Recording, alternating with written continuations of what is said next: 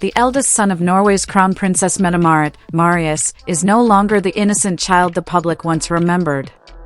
In recent years, his name has become increasingly tied to one scandal after another, dominating headlines across Norway with a string of arrests, wild parties, and repeated clashes with the law. This time, however, the situation is far more serious than ever before.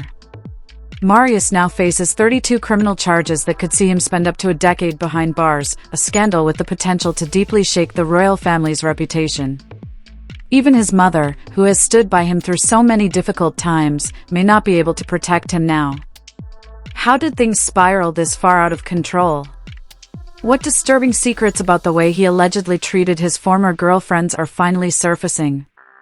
Stay with us until the end, because this story reveals shocking truths you won't want to miss. And before we dive in, don't forget to like this video, subscribe to the channel, and hit the bell icon so you'll be notified whenever a new story drops.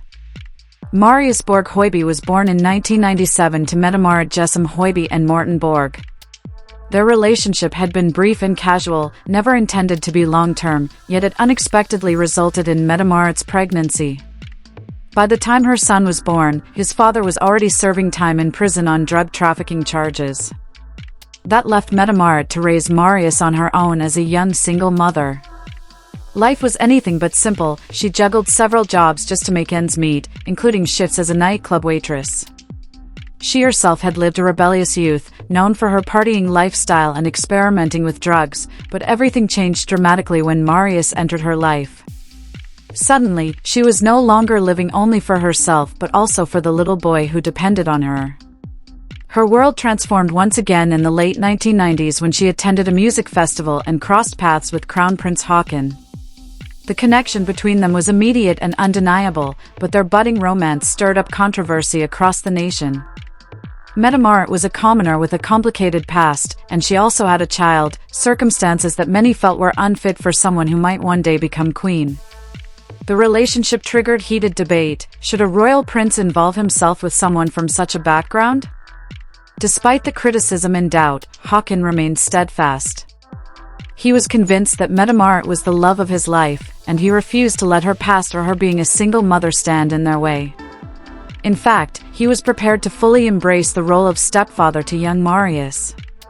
Their bond only deepened, and by the year 2000, the couple made their engagement public, stunning the entire nation.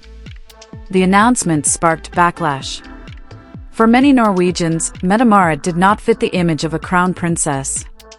Critics were so vocal that some even went as far as urging Haakon to renounce his claim to the throne if he intended to marry her.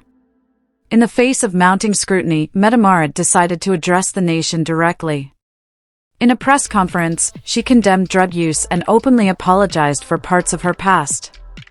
Her honesty struck a chord with the public, gradually softening their perception of her. When the royal wedding finally took place in August 2001 at Oslo Cathedral, it was more than a ceremony, it was a powerful moment of symbolism and emotion. Standing on the balcony of the royal palace, just 4 years old, Marius proudly joined his mother as she made it clear to the world that she was unashamed of him.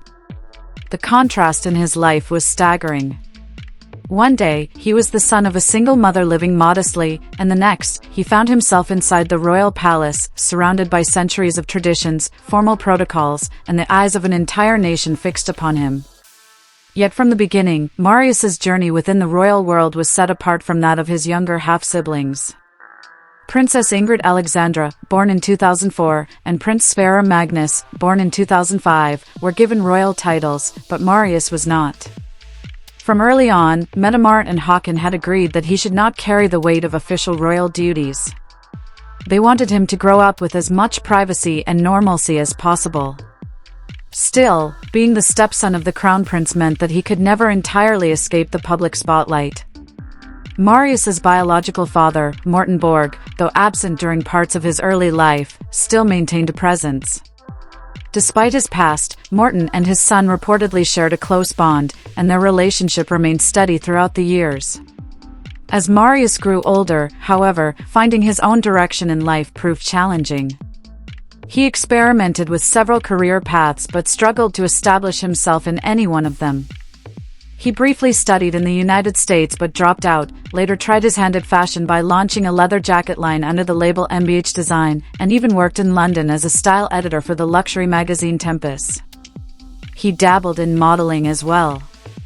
But despite these attempts, he never achieved significant success in any field. Instead, it was his questionable behavior and mounting scandals that continually grabbed headlines. In 2016, controversy struck when Marius was accused of exploiting his royal connections after selling luxury items online while listing the royal residence as his address. Then, in 2017, at only 20 years old, he was arrested for cocaine use, though the case ended with nothing more than a 4,000 Norwegian kroner fine. His actions continued to fuel media scrutiny in the years that followed. By 2023, as Mette Marit and Crown Prince Haakon celebrated their joint 50th birthdays with a lavish gathering of 400 guests, Marius was noticeably absent. Officially, he claimed illness had kept him away. Yet later that same evening, he was spotted at Michael's nightclub in Oslo, enjoying himself at a James Bond-themed event. Around that same period, rumors began circulating that he had hosted private gatherings at Skogum, the residence of the Crown Prince, where drugs were allegedly present and individuals tied to criminal circles had attended. Then, in 2024, the situation spiraled further out of control. Between August and November alone, Marius was arrested 3 separate times. The first incident occurred when he reportedly assaulted his ex-girlfriend, Rebecca Helberg Arntzen, in her Oslo apartment, leaving her hospitalized with a concussion.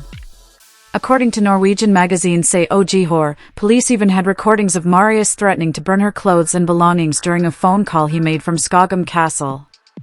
He spent over 30 hours in police custody before being released.